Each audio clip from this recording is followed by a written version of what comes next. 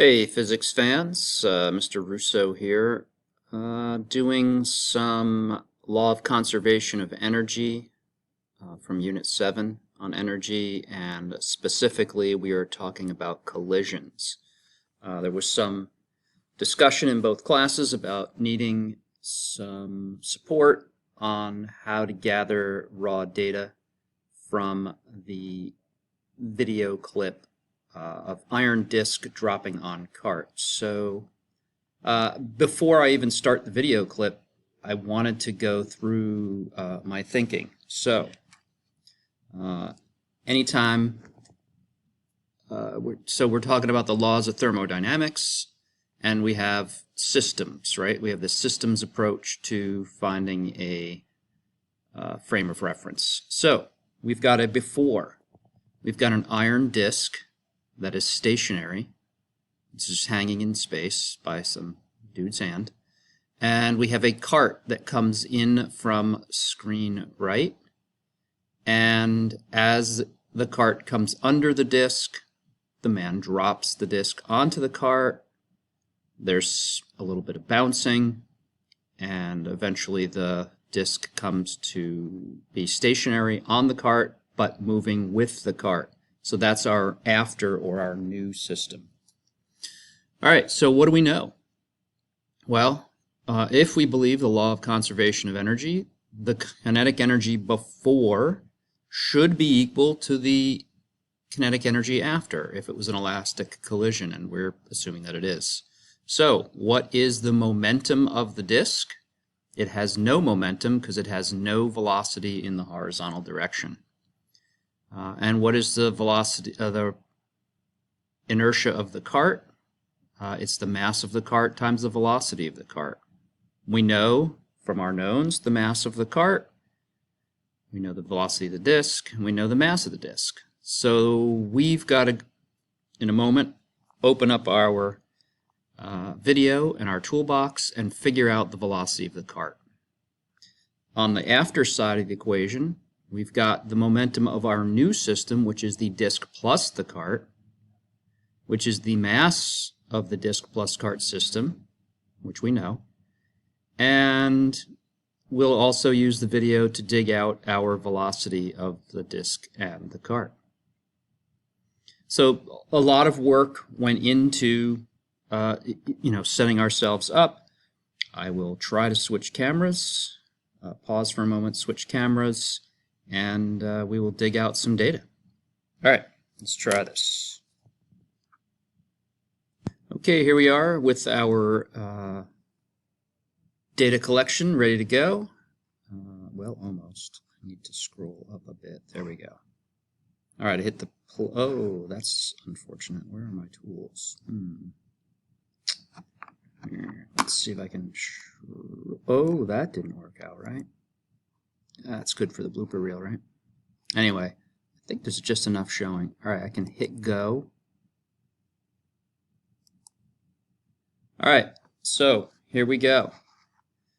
To collect some data, I already know the horizontal velocity of this disk is 0. I want to turn on my tools. I want a stopwatch, because I need time. And what else do I need to get velocity? I need a distance, so I'm going to grab my ruler. And I'm going to calibrate that ruler to 0 on that blue dot. Hit go again. And pretty much try to stop it. Hey, you know what? I don't even need to do that. I can just grab the cursor, and I'm going to just drive that blue dot to a half a meter. All right, test of mouse skills. Oh, you know what I should have done when I was at 0? Whoa. Right there, 0. I need to write down that time. That's going to be our before. We're going to be on our before side, and that's going to be T1, we'll call it, or T initial. We'll call it T initial. Equals 0.3667. I'm just reading that right off the time frame scale on the screen right here. Just copying down that data. Then I am going to scroll forward in time. And I'm just going to use a convenient, I don't know, maybe I could go for a whole meter. Can I go a whole meter? No, it looks like it gets a little funky. So I'm just going to go to a half a meter, right? Bringing that initial blue dot. I mean, I can go anywhere I want, but I'm just going to try for a half a meter. Oh my goodness, mouse skills.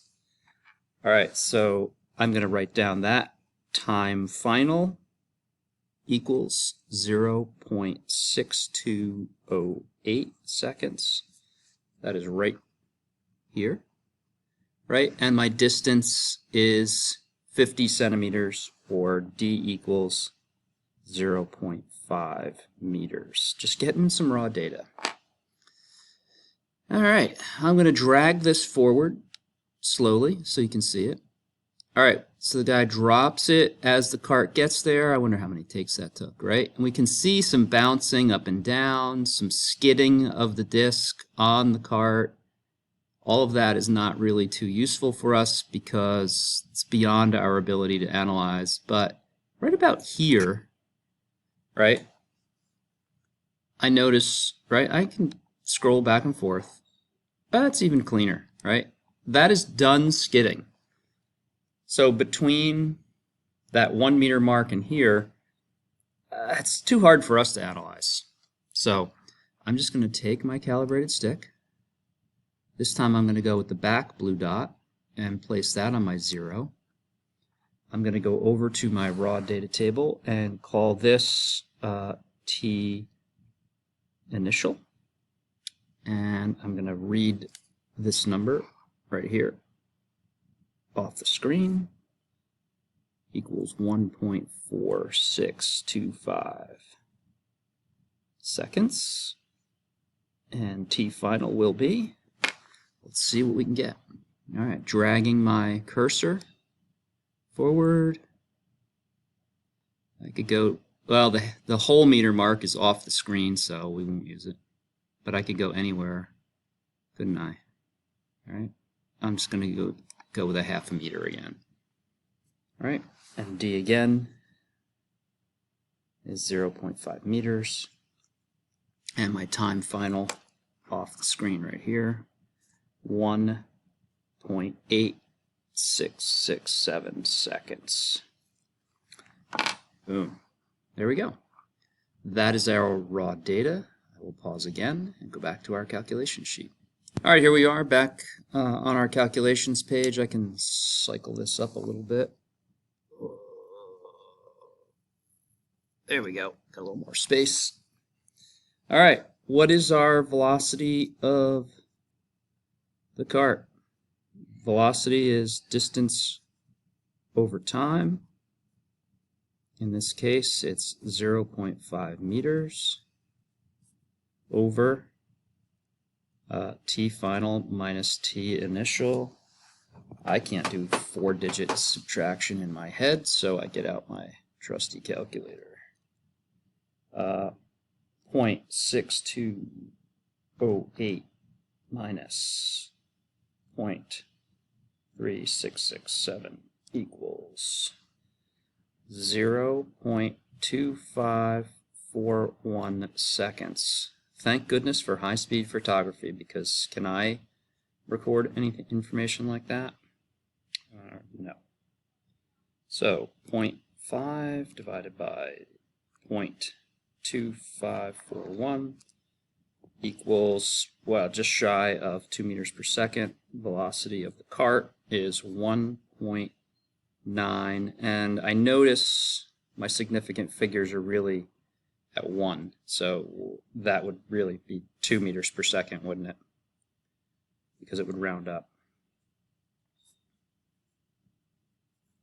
2 meters per second. So the rho initial is going to be the velocity of the cart, right? Rho before is mass times equals mass times velocity equals 2 meters per second times 20 kilograms, right?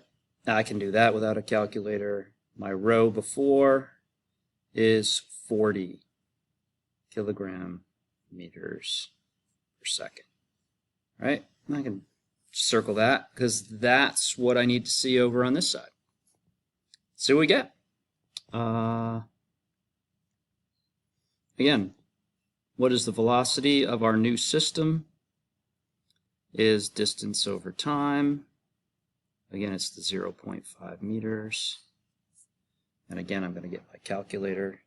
1.8667 minus 1.4625 over 0.4042.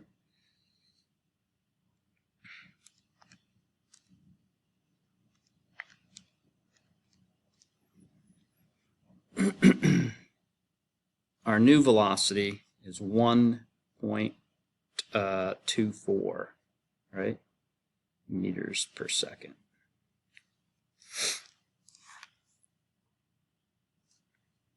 I really should call that 1.2, right? Because sticking with our convention of only one significant digit. And I already rounded up to get the 4, so there we go. Our new rho equals mass times velocity. Our new mass is 31.4, and I did expect that to slow down, right? Because I added mass to the cart system. 31.4 kilograms times 1.2 meters per second.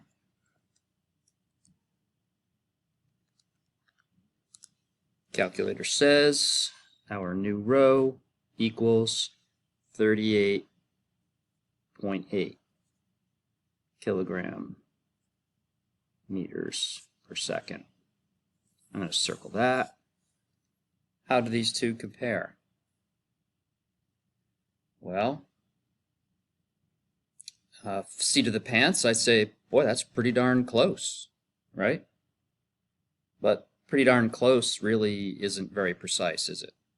So what we're going to do is do a, what is my percent error or relative error? That's going to be relative error.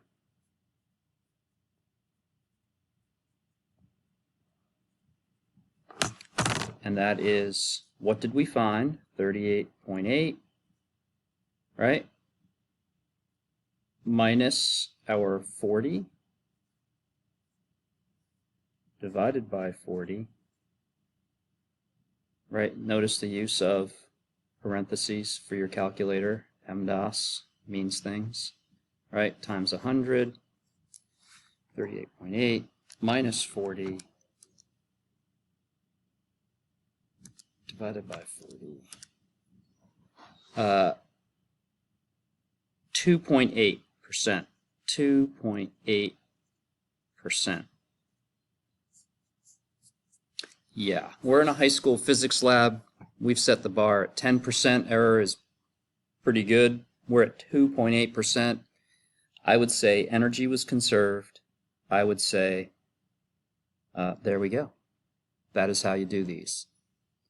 And look, a full page of thinking and 13 minutes of talking to solve one of these problems. Thank goodness you're not taking a final exam. All right, over and out, physics fans. I hope you enjoyed, and I hope you learned something.